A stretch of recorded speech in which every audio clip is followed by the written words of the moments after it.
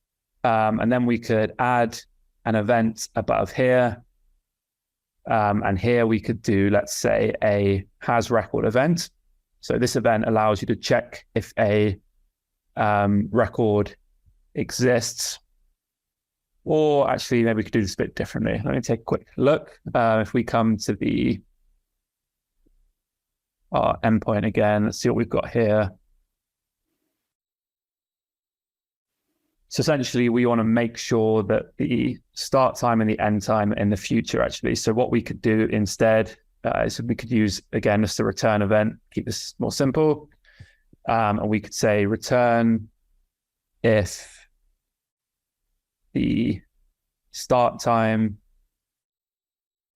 is, let's say, less than or equal to the current date time, or the end time is less than or equal to the current date time. This will make sure that our start time and end time are in the future. So then our error message here could be something like, can only create transactions for future dates, something like this. And this could be what we then use here. And now I'm just going to use this same code again here. You might want to use a different status code. But again, we can kind of look at best practices in one of these documents here for the right code we want to use. So the description here could be ensure the start and end time are in the future.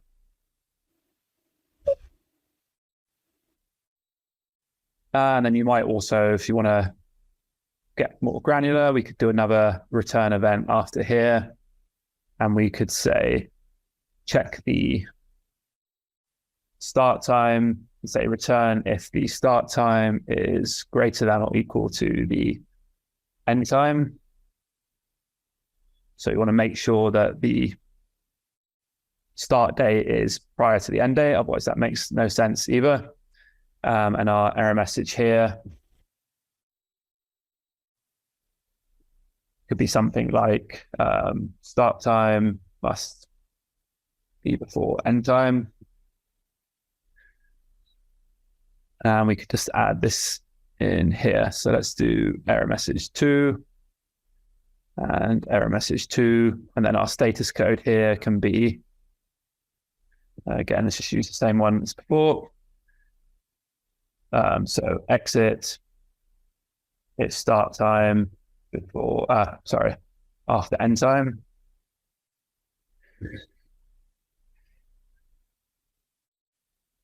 If you wanted to add some more logic here to say that you had to, start time had to be a certain number of days prior or something like that, then again, this would be a case of kind of manipulating this date time that we've got here. So there are other events that you can check out for things like adding time. So you could say, add like 5 days to this variable, and then you can make sure that there was a minimum duration for between the start and end dates, or you can make sure that the start date was X number of days prior to the current date, that kind of thing. If you don't want people to be able to book kind of a day in advance, something like that. So this will make sure though that the times that we put in are actually valid. If we take a look in our table again now, and let's look at the bookings table.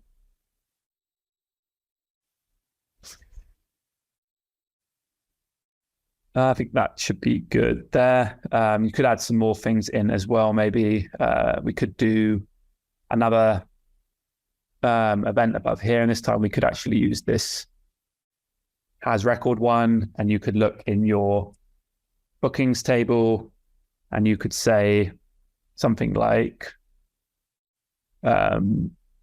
you could check like where the start time is greater than the start time that we're sending to our actions. So you could check if a booking already existed in that given time frame, if you only wanted to allow one booking at a time. Maybe you want to allow multiple bookings at the same time, I'm not sure. That'd be another option, things like that. And then again, we'd have a similar return event afterwards. But for now, I think that's good for creating, accepting, declining, and canceling. Then in our create review one here, so once you've gone through this whole process of actually making your booking, let's say your booking was accepted and you went and you stayed at the place, and then you got to the end of your stay, and then you have to post a review. This action here will allow us to do that. So here I could come and do transaction ID 67 again, and then the content could be something like great stay, and the rating could be like 5 out of 5.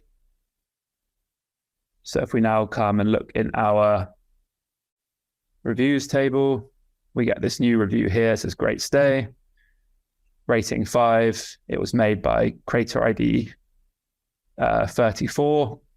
So that was this given user to our new user. And then it's about the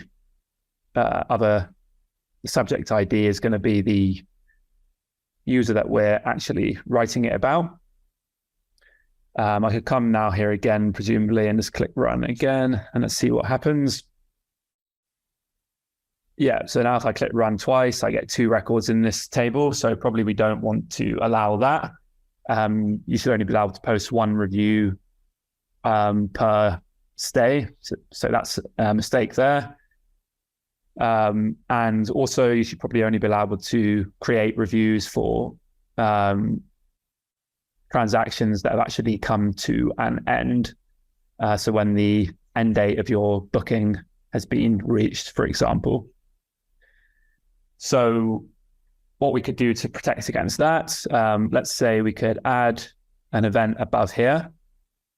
And this time we could use this has record event here. And I could say, check my reviews table. And let's look for any reviews where the, let's see, where the, actually, let me just check this quickly. Let's see, we want to do this down here, actually. So this action, I think, is a little bit more complicated. Here we're checking if the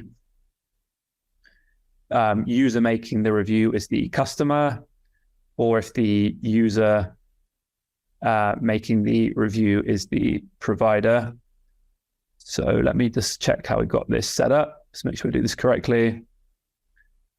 I've got to create it here. So actually, yeah, I was doing this correctly. So we could just add an event above here, which could be the has record events. And we could say, let's look in our reviews table and let's see where the creator ID is equal to the current user ID and the transaction ID is equal to the transaction that we're sending to our endpoint. And this has record event here, then we'll check the reviews table. It will apply these conditions and it will return a true or false variable. It will return true if this review already exists. So we could have review exists like so. So this could be check for existing review. And then we could add a return event underneath here. And this return event could say return if review exists equals, and I want to say equals true. So I'm going to create a global variable down here, which I'm going to call true. And just click this checkbox here. So this true global variable is going to store the value true. So I could say return if review exists equals true. And then my status code, again, I could use same one. And my error message this time could be something like, can only post 1 review listing or something like this. And this could now be the error that I include here. So in my description, I could say exit if user already posted review. The other thing you might want to do is, let's say, after this, we could add another event, and in here we could look up the booking that we're dealing with. So I could come to my bookings table, and I could say where transaction ID equals the transaction ID that I'm sending to my action. And now I could create a variable similar that we did on the previous one, a now variable, which could be the current date time. And I could say something like return if, let's see, if the booking end time is less than the current date time. So in other words, you shouldn't be allowed to post a review for a booking that hasn't come to an end. So here my error message could be something like can only review bookings that have ended, something like this. And we could then add these in here.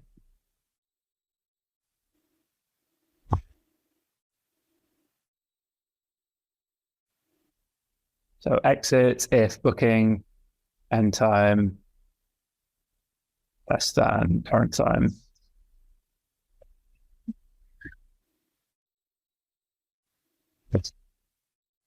So now we're making sure the users actually come to the end.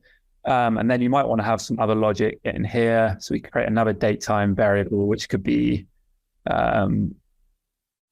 let's say, or we could come in here, actually add event below here, and we could use a add time event. And we could take, let's say, this again. We want to say, let's say you can only post reviews within a given time frame. So if we do 7 times 24, that's 7 24 hours. So 168 hours, that's 7 days. So we could create a variable here, which could be 7 days. Oops. And then we could use this add time event. We could take our current time and we could add 7 to it. And then after this, you could have one other return event, and you could say exit if the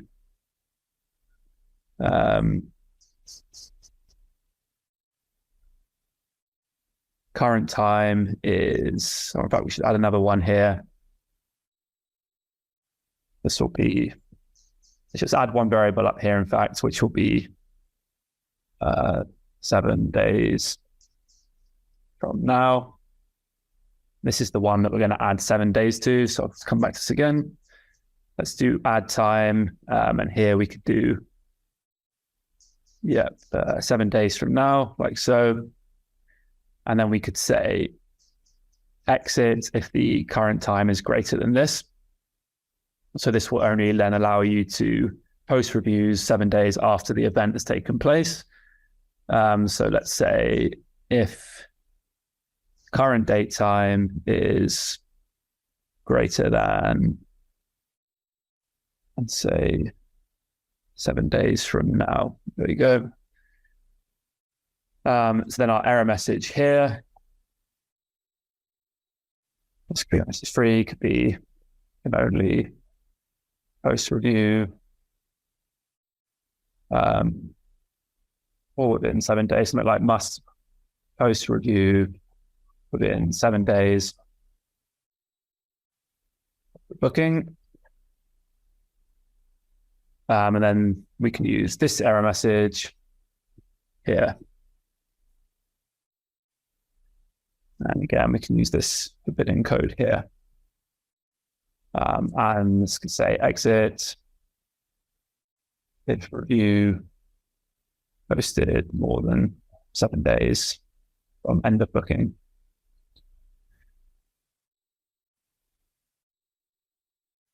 For example.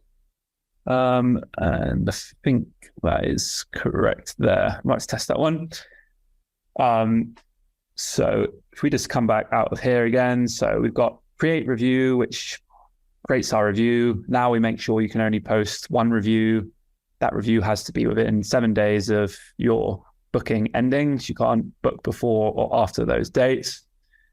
We've got the cancel, decline, and accept. Or in fact, the accept and decline, which we said has to be done by the host and can only be done for bookings that are in the proposed or pending state. So you can't accept or decline cancelled bookings, and they have to be done within the given time frame. And then we've got the cancel booking, which again we said can only be done if it's in a proposed or pending state. And I think actually we wanted to add one extra thing here that I just remembered, which we didn't actually add any time frame check in here. So you should probably only be able to cancel bookings prior to them actually taking place. So again, we could do something like add a date time variable. This could be now. This will be the current date time. And we could say something like do a condition here.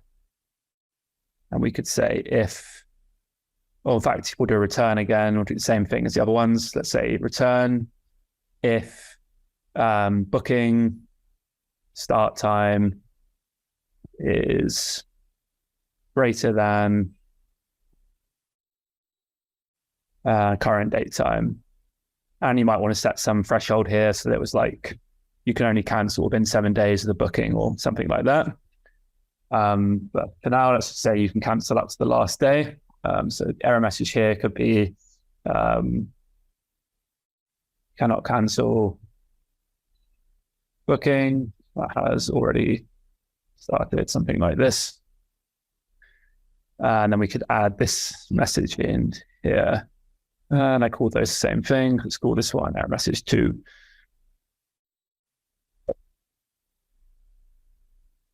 Just conscious of time, Samuel. We're in the last 5 minutes. And we'll have to leave time for any questions. Is it okay we start taking some of the questions now? Yeah, that's great. So there's one from Ryan in the chat, which says, wouldn't the condition be or, since the state wouldn't be both pending and proposed? So I guess that's referring to one of the earlier actions. It's a good question. Let me just double check that. Booking state. No, because in this case, I want to say return if the, maybe I've done this slightly weird way around possibly, but I want to say return if the booking state is not in a pending state and is not in a proposed state. If it was in one of these two states, then that would be fine still. I think this is correct. I'm not confusing myself. If the booking state is not pending and the booking state is not proposed. Yeah, that's what I want to say. So I'm doing and there. Alternatively, you could say return if the booking state is accepted or declined or cancelled, for example. I did it this way around because I might want to add a new state here, let's say for like expired, for example. And if I do that, then if I was to take the earlier way of doing it, if I would say accepted, declined, or cancelled, I then have to come and update this action and say or expired as well. So just to keep it simple, I did it this other way around.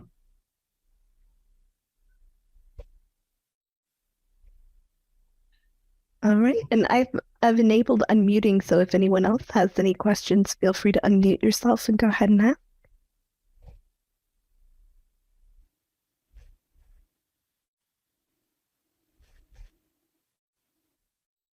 I think that might be it, Samuel. Awesome. So I think we've wrapped up most of what we want to do on the backend part of here. There are some simple actions we need to add for like user management and for, let's say, creating listings in the first place, that kind of thing. So you can put those in very quickly, and then we're going to start building out the front end next time and connecting the whole thing together. It's the goal. Awesome. Well, looking forward to it. Thank you, everybody, for being here today, and we'll see you again next week. Oh, Yeah. Jean has a question regarding the CRM app template. Go ahead. Yes. I was told they were going to be office hours. So thank you for the great demonstration of this error message functionality. I just signed up this morning, and with respect to the CRM app template, when I tried to use the live interface to create a new user, it gave me an error message. It said that the user was already registered. And so that didn't work. So I'm just wondering if there's something I'm missing. I think you can probably answer that quickly now anyway. But otherwise we could check. I think in the CRM template, you might need to add some data possibly as well. Go ahead and wrap up the recording now. Thank you, everyone.